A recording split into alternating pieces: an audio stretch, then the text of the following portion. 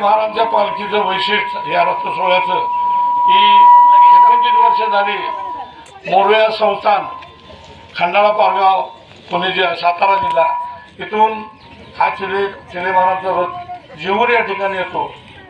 जीवर हे मूळ स्थान, त्यानंतर आपलं पैदलवाडीचं मंदिर, असं करत करत या पंचगंगा नदीच्या ठिकाणी हा रथ येतो। त्यानंतर आज 17 तारखेला दरवर्षी 17 जानेवारीला त्या रथाचं प्रस्थान कोल्हापूरची भव्य दिव्य अशी मूर्ती आम्ही सुरुवात करतो।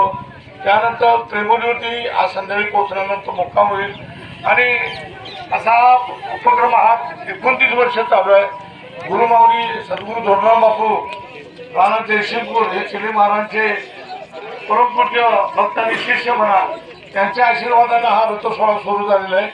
आज कोल्हापूर शहरामध्ये भव्य दिव्य जो काही कार्यक्रम आहे तो लोकांना पाहण्यासाठी हा रथ सोहळा आता येत आहे।